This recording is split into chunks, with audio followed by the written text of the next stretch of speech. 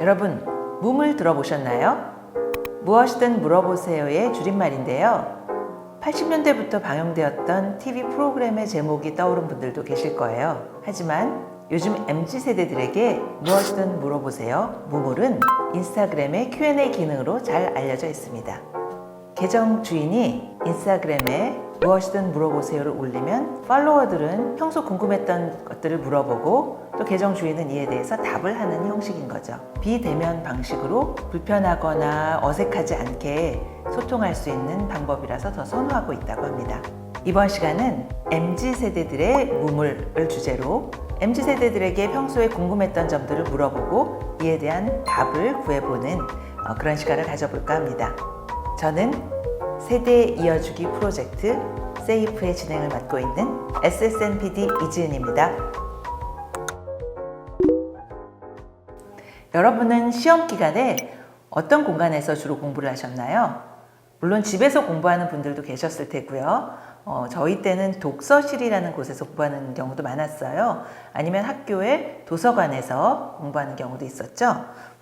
요즘 MZ세대는 스카에 간다고 합니다. 스카는 스터디 카페의 준말인데요. 스터디 카페는 독서실과 카페의 운영 방식이 이렇게 결합된 형태로 운영이 되고 있다고 합니다. 독서실은 주로 고정석으로 운영이 됐었죠. 그곳에 가면 내가 이용하는 장소가 항상 있었어요. 그렇지만 스터디 카페는 자유석으로 이용할 수 있습니다.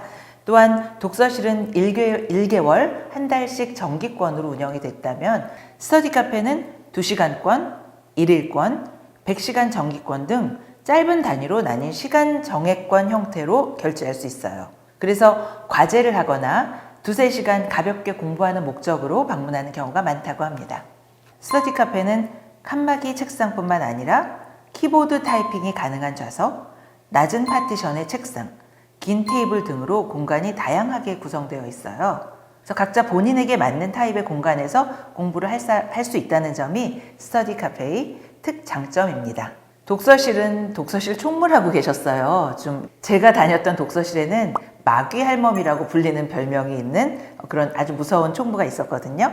그렇지만 스터디 카페는 보통 키오스크를 두고 무인으로 운영되고 있습니다.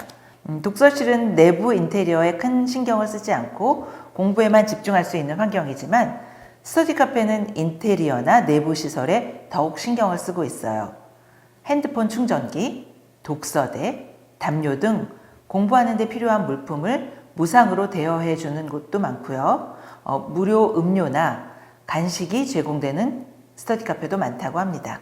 카공족이라고 해서 카페에서 장기간 공부하거나 일하는 사람들이 많잖아요. 그렇지만 카페에 오래 있다 보면 조금 신경이 쓰이기도 하고 눈치가 보이기도 해요. 그래서인지 스터디 카페가 더욱 주목을 받고 있습니다.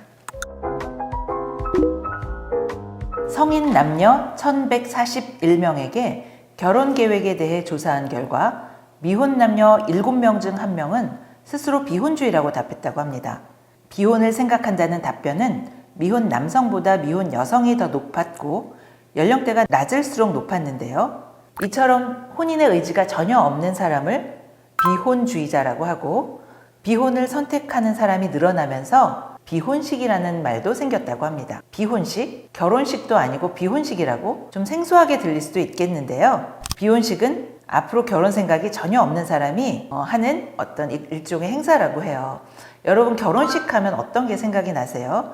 보통 축의금을 주고 예물 같은 것도 준비하고 친구들과 먹은 이렇게 음식 같은 걸 나눠 먹는 피로연 같은 걸 열잖아요. 그런데 그 비혼식은 앞으로 결혼 의사가 전혀 없기 때문에 이제까지 본인이 다른 친구들이나 지인들의 결혼식 등에서 축의금을 낸 게 있잖아요. 그래서 그 축의금을 돌려받는 행사이기도 하다고 합니다. 싱글 웨딩이라는 이름으로 웨딩드레스와 웨딩 메이크업을 받고 홀로 촬영하는 경우도 있다고 해요. 비혼식의 절차는 개인에 따라 다양한 형태로 진행되는데요. 아예 예식장을 빌려 싱글 웨딩을 하기도 하지만 이건 아주 소수의 경우이고 대부분은 지인과 함께 축하 파티를 하면서 자신의 비혼식을 축하하면서 예물을 또 스스로 마련을 해요. 그래서 스스로 기념을 하는 방식을 취한다고 합니다. 새로운 트렌드로 자리 잡은 비혼이지만 아직까지 걱정과 우려의 목소리가 많은 것도 사실입니다.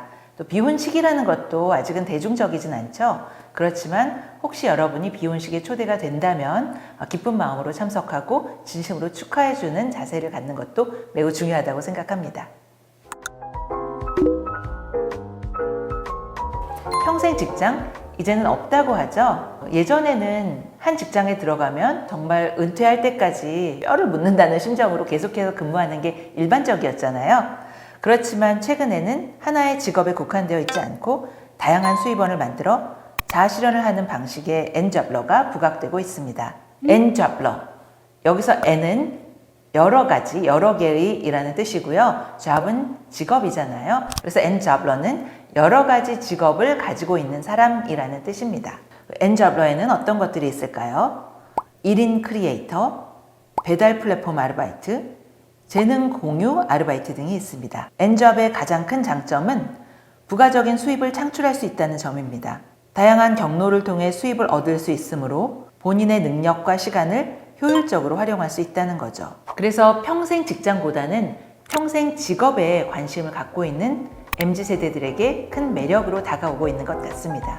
이번 시간에는 스터디 카페, 비혼식, 엔잡러를 키워드로 MZ세대들에 대해서 궁금한 점을 알아보았는데요. 이번 시간 무물 어떠셨나요? 우리 MZ세대들에게 대해서 궁금한 점 어느 정도 해소되었고 그들을 이해하는데 한 발짝 다가설 수 있는데 도움이 되었길 바랍니다.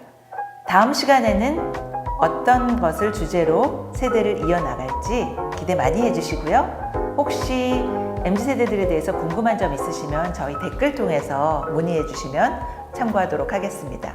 함께 해주셔서 감사드리고 다음에 또 만나겠습니다.